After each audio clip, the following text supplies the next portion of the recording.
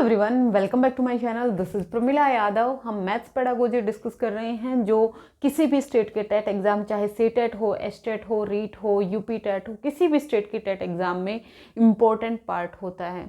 हम maths pedagogy में teaching method से डिस्कस कर रहे हैं, यानी शिक्षण विधियाँ डिस्कस कर रहे हैं।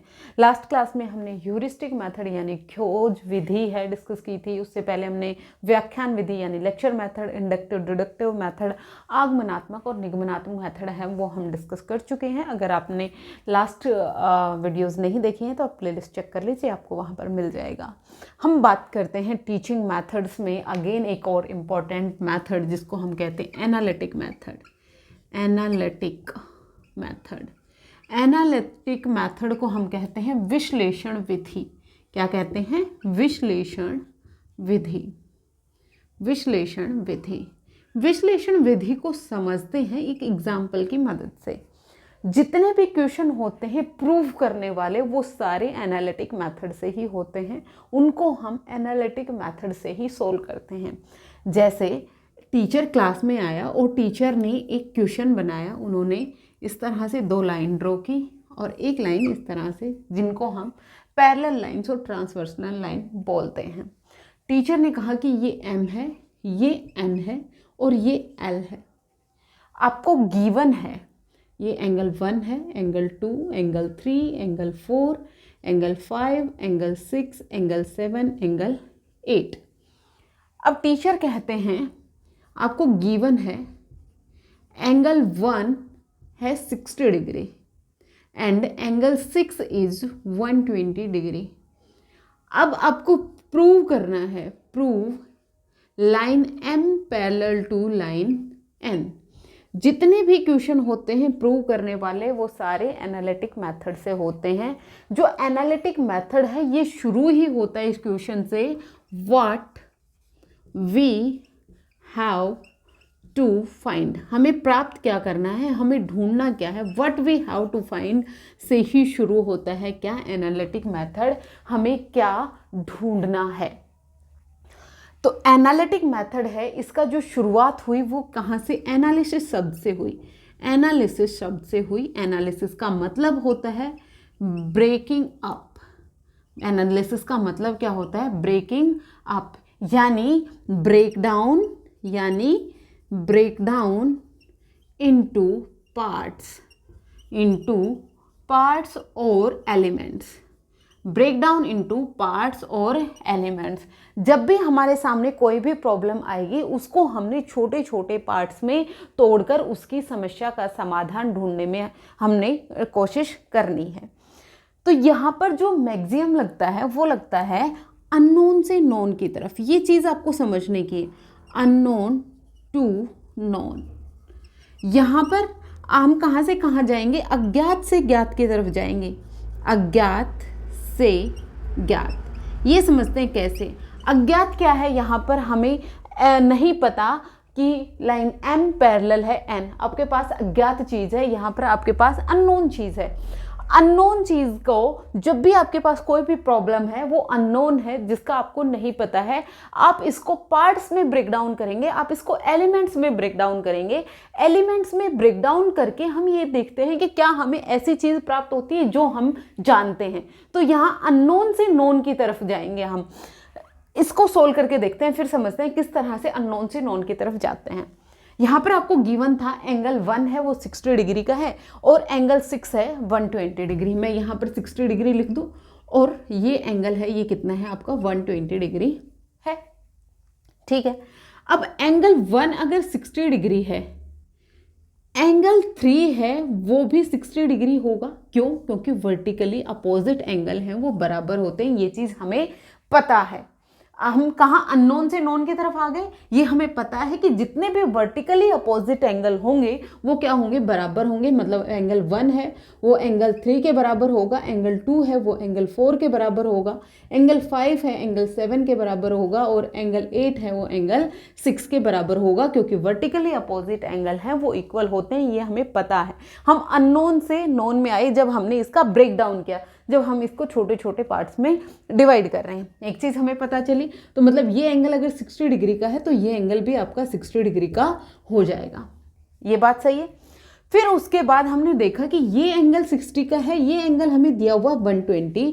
तो अगर मैं बात करूं इंटीरियर एंगल्स की, ये इंटीरियर एंगल हो गए, एक ही साइड के जो इंटीरियर एंगल होते हैं अगर उनका सम 180 डिग्री हो, अगर किन्हीं भी दो लाइन के बीच के इंटीरियर एंगल का सम कितना हो, 180 डिग्री हो, तो वो जो लाइंस हैं वो कैसी होती हैं, पैरेलल होती हैं। तो यहाँ पर एंगल 60 प्लस एंगल 120 कितना हो गया, 180 डिग्री हो गया।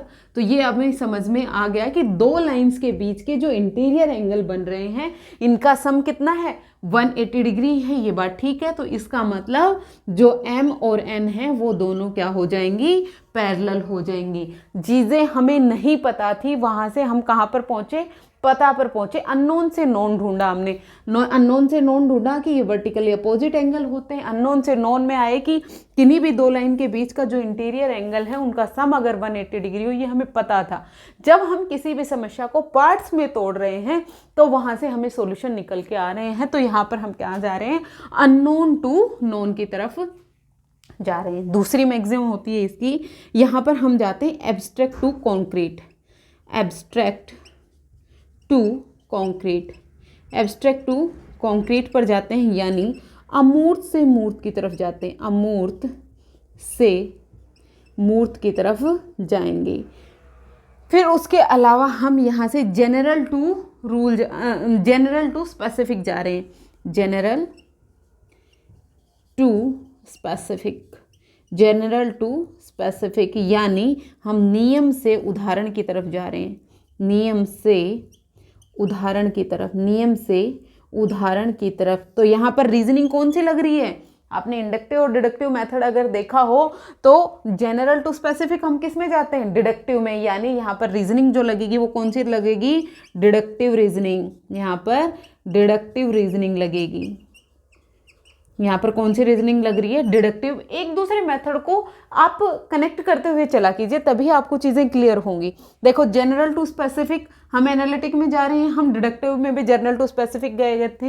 एब्स्ट्रैक्ट से कॉन्क्रीट भी कहाँ गए थे, डिडक्टिव में गए थे। फिर उसके अलावा हम यहाँ पर देखें, यहाँ पर जो बच्चा है वो खुद काम कर रहा है, तो यहाँ पर जो लर्निंग हो रही है वो कैसी है, लर्नर सेंटर्ड है। कैसी है, लर्नर सेंटर्ड है। लर्नर है वो कैसा है, सेंटर में है। लर्नर अपनी तरीके से चीज़ों को सीखने की कोशिश कर रहा है। बच्चा जब अपनी तरीके से सीखने की कोशिश करता है जिस भी मेथड में, तो वो जो मेथड होता है वो कौन सा होता है, साइकोलॉजिकल मेथड होता है। ये कौन सा मेथड है, ये एक साइकोलॉजिकल मेथड है, ये एक मनोवैज्ञानिक विधि है। कैसी विधि है, ये मनोवैज्ञानिक विधि है। जो भी मनोवैज्ञानिक विधि होगी जहाँ पर लर्नर अपने एक्सपीरियंस से सीख रहा है, अपने अनुभव से सीख रहा है, तो वो बच्चे को डिस्कवरी स्पिरिट भी डेवलप होती है, उसमें डिस्कवरी स्पिरिट भी डेवलप होती है, डिस्कवरी स्पिरिट भी यहाँ से डेवलप होती है। यहाँ पर बच्चा खोज विधि द्वारा भी सीखेगा। ये जो मेथड है ना, एनालिटिकल मेथड, अगर आपसे कोई पूछ ले कि किस पर बेस्ड है, तो ये खोज विधि पर ही बेस्ड है। किस पर बेस्ड है, खोज विधि पर ही बेस्ड है, यानी ये ह्यूरिस्टिक मेथड पर ही बेस्ड है। और ह्यूरिस्टिक मेथड है वो किसने दिया था, आर्मस्ट्रॉन्ग ने दिया था, जो लास्ट क्लास में हमने डिस्कस किया था। ये डिस्कवरी स्पिरिट को भी, ये एक्सप्लेनेटरी होता है। ये कैसा होता है, explanatory, explanatory, explanatory in nature. ये नेचर में कैसा होता है, एक्सप्लेनेटरी होती है। यहाँ पर क्या होती है, एक्सप्लेनेशन होती है।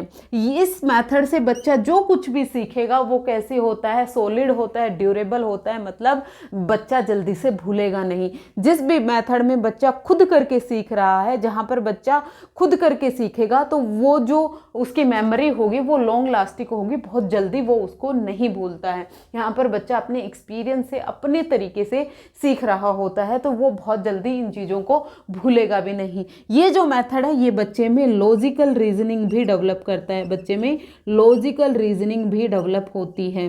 बच्चा अपने लॉजिक्स लगाना सीख जाता है। यहाँ पर बच्चे की सेल्फ कॉन्फिडेंस है, उसमें भी बच्चे का सेल्फ कॉन्फिडेंस भी डेवलप होता है, सेल्फ कॉन्फिडेंस भी डेवलप होता है, क्योंकि जहाँ पर बच्चा हैंड्स ऑन एक्टिविटी कर रहा है, जहाँ पर बच्चा खुद करके सीखेगा, अपने तरीके से सीखेगा, वहाँ पर बच्चे में सेल्फ कॉन्फिडेंस भी डेवलप होगा, यहाँ पर ओरिजिनलिटी भी डेवलप होती है। बच्चे के खुद के सीखने के तरीके अलग अलग होते हैं, बच्चा अपने तरीके से सीखेगा। ये जो मेथड है इसकी बहुत सारी करेक्टरिस्टिक हैं, बहुत सारे मेरिट्स हैं, बहुत सारे डीमेरिट्स हैं। मेरिट्स के बारे में हमने बात की, इस विधि के डीमेरिट्स भी हैं।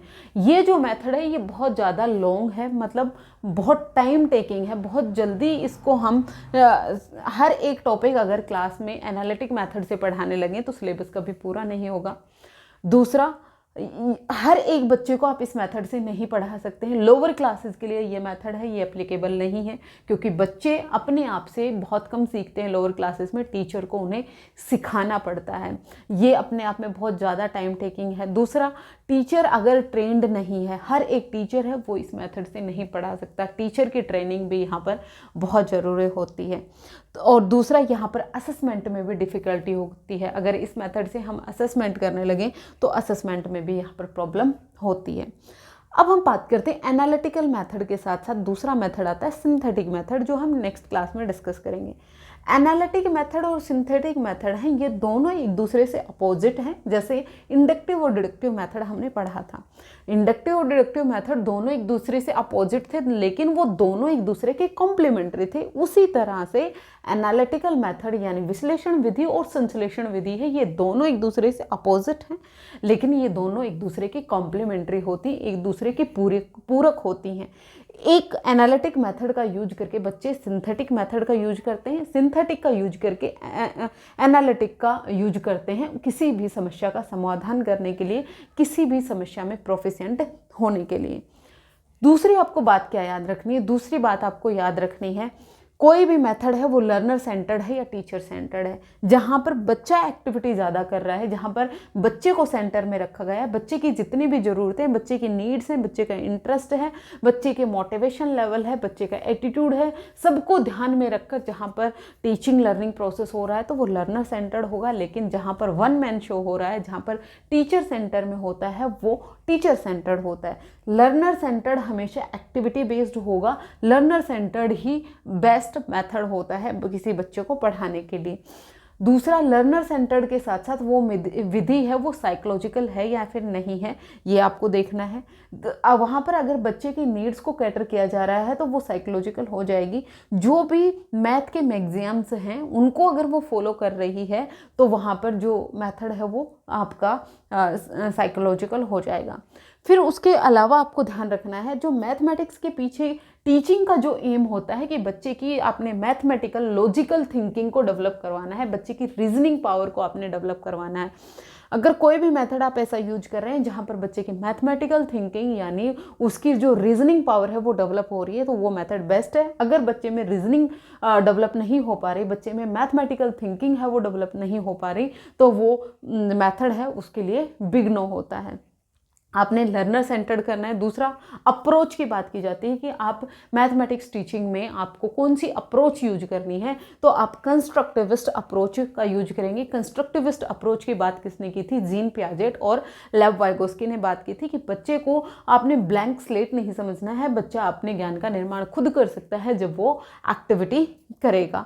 तो जितने भी मेथड्स हैं, बहुत सारे मेथड हैं मैथ्स को पढ़ाने के लिए, आपको मेथड टीचर को डिसाइड करने होते हैं कि वो अपनी क्लासरूम में जब आया तो उसे कौन से मेथड से, हर एक टॉपिक हर एक मेथड से नहीं पढ़ाया जा सकता है। कुछ टॉपिक ऐसे होते हैं जो ह्यूरिस्टिक मेथड से पढ़ाए जा सकते हैं, कुछ टॉपिक ऐसे होते हैं जो एनालिटिक से पढ़ाए जाएँ, कुछ मेथड ऐसे होते हैं जो सिंथेटिक से पढ़ाए जाएँ, कुछ इंडक्टिव से, कुछ डिडक्टिव से, कुछ लेबोरेटरी मेथड से। आने वाली क्लासेज में हम कुछ मेथड्स और डिस्कस करेंगे।